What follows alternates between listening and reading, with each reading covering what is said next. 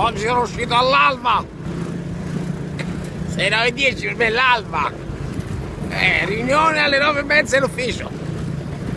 Apparentemente noiosissima, però si trattano i nuovi prodotti, si trattano le nuove campagne, si trattano i nuovi budget.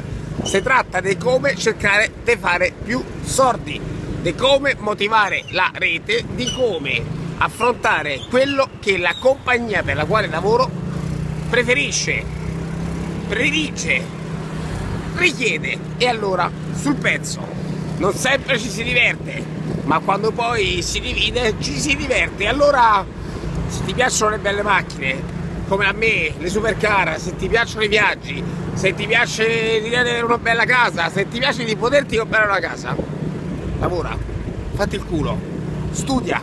Se vuoi quel posto a Maranello da ingegnere perché lo sogni, perché vuoi stare a contatto con i ferri di Maranello, studia, fatti il culo, non te lo regalerà nessuno. Ci sarà gente brava e migliore di te probabilmente, più motivata di te, ma tu lo puoi fare, solo tu lo puoi fare. Ti piace lei, ti fa impazzire, non dare nulla per scontato, corteggiala, fai il pazzo, fatti notare, non mandare sms, non mandare mms, non mandare whatsapp, sii trasgressivo, affrontala faccia a faccia, occhi a occhi. E allora sì, che probabilmente la lingua con WhatsApp è difficile da insinuare, e allora quel momento lo vivi solo di persona.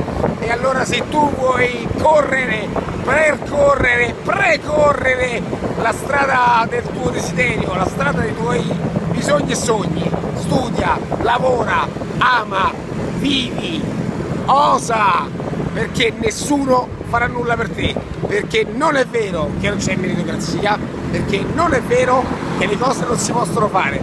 Se hai strumenti, gambe, braccio e testa, puoi fare tutto quello che è nelle tue possibilità, non in quelle di Bolt a fare 100 metri o De Federer contro Nadal. Lì non ce n'è, l'asticella la conosci solo te, bella per te.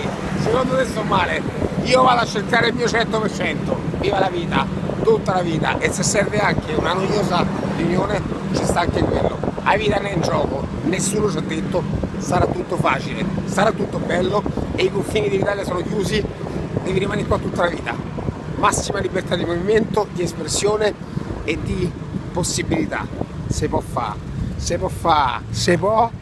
non è facile, ma si può fare. Veramente, viva la vita!